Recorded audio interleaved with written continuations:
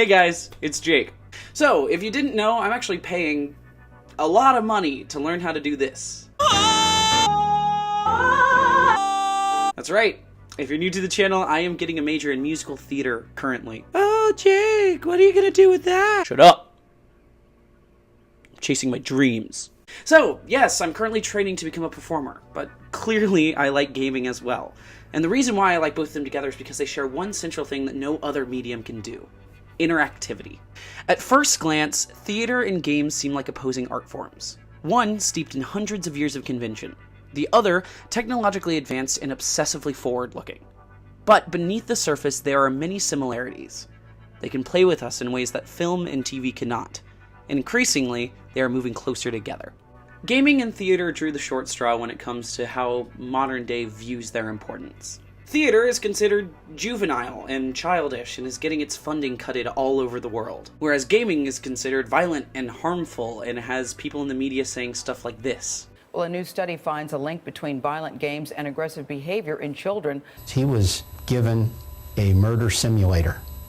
You know, I completely believe that video games were made by Satan. I mean, of course they would. You think Jesus made video games? No. See, for a generation that loves intaking media, Kanye West went #dadgay and donned a bunny suit. they've done a damn good job of making gaming and theater feel like the bastard stepchildren. But, as a more popular form of media has taught me, Never forget what you are. The rest of the world will not. Wear it like armor, and it can never be used to hurt you. the bastards have to stick together. So, I wanted to discuss the similarities between theater and video games. And mostly, I wanted to discuss the idea of interactivity. So, let's get started. Theater is old, guys. Like, really old. One of the very first forms of entertainment, theater has taken a million different shapes throughout its lifespan, being presented in a plethora of different genres, such as opera, cabarets, Shakespearean and other writers of his era, ballet, experimental, and of course my favorite, musical theater. Hello. Of course, some of those are music or dance pieces, and how theatrical they are can sort of be debated, but in my mind, if you're on a stage and you have to act in front of an audience, it's theater, damn it. Do note, in this I'm not going to be discussing film or television or anything like that. Film and TV are definitely forms of theater, but because they're so widely regarded and studied nowadays, I want to specifically look at stage works and stagecraft. Now, this doesn't mean I won't be discussing film in the future, because there is a lot to be discussed when it comes to the travesty that is video game-inspired films.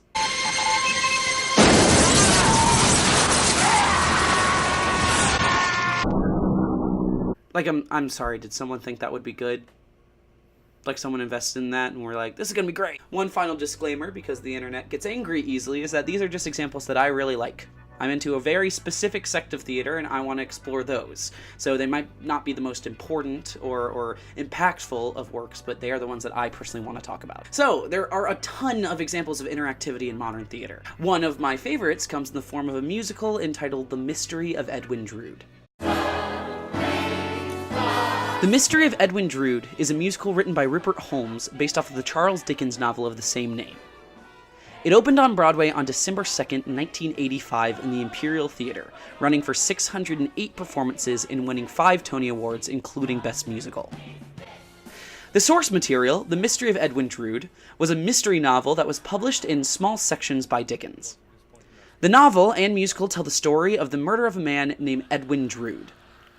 It was Dickens' final work, in that he died prior to the end of the tale being released. Thus, the unveiling of the guilty party never happened, and the story was left unfinished. Now this is where the fun of the musical comes in, and where I make my first point. Since the original story was left without an ending, Holmes, the writer of the show, had the brilliant idea to make the audience decide who the killer was. The show proceeds normally until the end of Act 2, where things freeze, and the audience then gets to choose. As in all great mystery stories, we must find ourselves a killer, a culprit, a fiend. In short, we must find ourselves the murderer of the late lamented, dear departed, vanished, vanquished title character of this evening's diversion, Edwin Drood. Oh, shut up! Based on who the audience votes upon, there are multiple different endings. This is the classic choose-your-own-adventure scenario, still used in games made by Telltale and Quantic Dream today. And guys, believe it or not, we can apply G's principles to this. Oh, did someone say G? Very quick recap from my first analytical video called The First 15 Minutes, which you should watch because I spent like a lot of time making it, but it's not that big a deal. It's not that big a deal. It's fine. It's not that big a deal. Please watch it. It's not that big a deal. G's principles are 36 ways in which video games can teach us things. So let's see how a couple of them apply to the mystery of Edwin Drood. Yo. What? It's G's Corner, yo. It's G's Corner, man, yo. It's G's Corner. Amplification of input principle. For a little input, learners get a lot of output. Okay, this one's simple. You make one decision and you get an entirely new ending.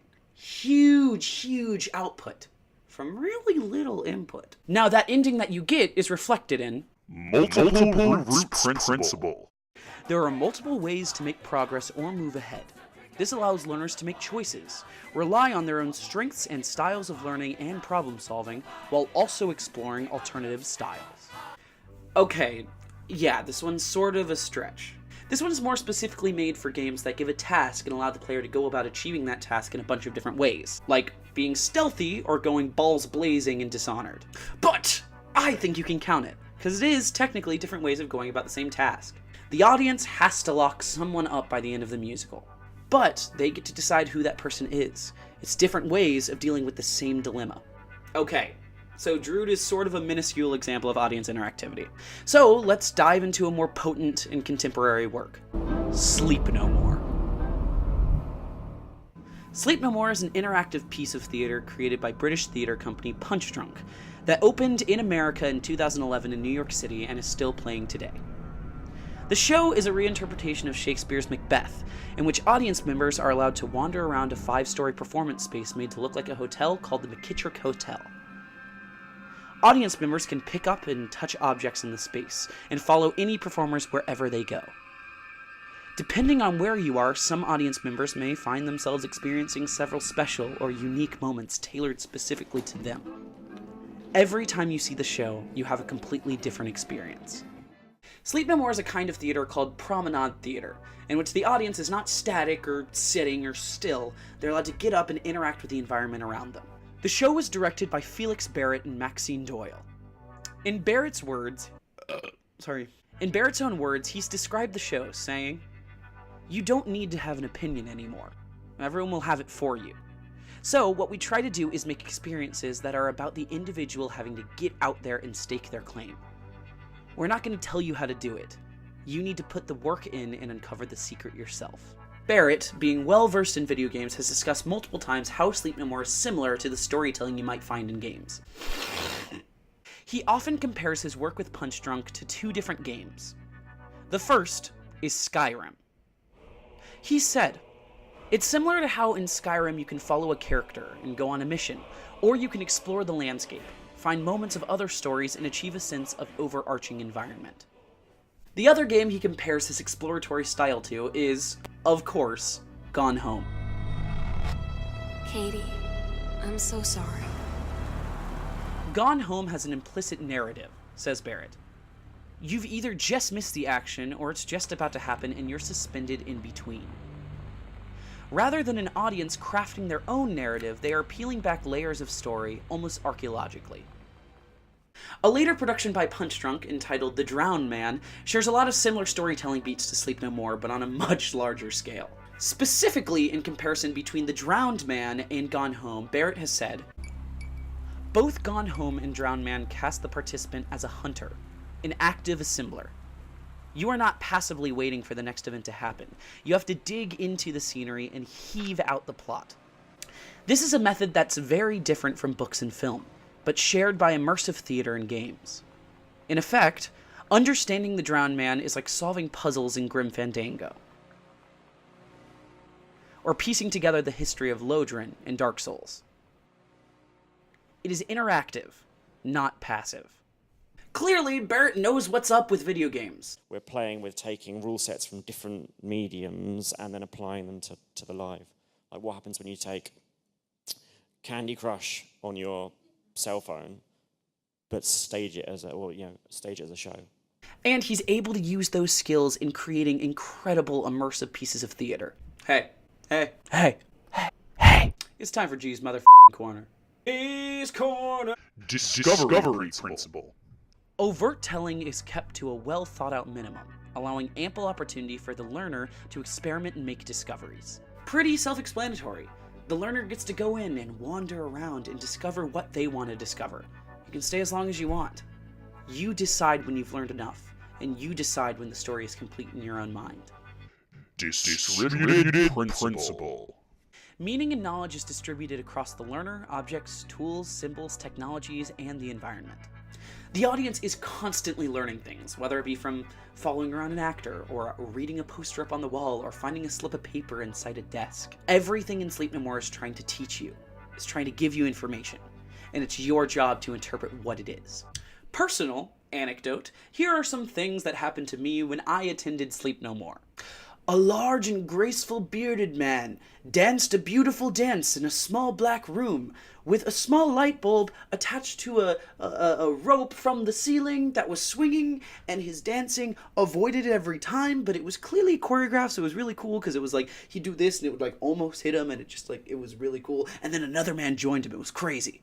There was like this one scene where this dude that clearly had malicious intentions was like shaving this other dude's like face, and it was like 6 minutes. I stared at these guys for 6 minutes just like shaving each other, and it was crazy because like I don't know, I have PTSD from Sweeney Todd, and I always will, so like watching him just like slowly shave like around his neck with his really sharp knife, it was terrifying. Nothing happened, but it was just really engaging. And you know, I saw a ritualistic full frontal orgy scene complete with like blood and strobing lights and trance music and what was it? Oh yeah, a horse head. Guys, like Shakespeare's on some crazy shit when he wrote Macbeth, wasn't he? So clearly there's some amazing pieces of theater out there that have benefited so much from gaming culture. But what's theater's effect on gaming?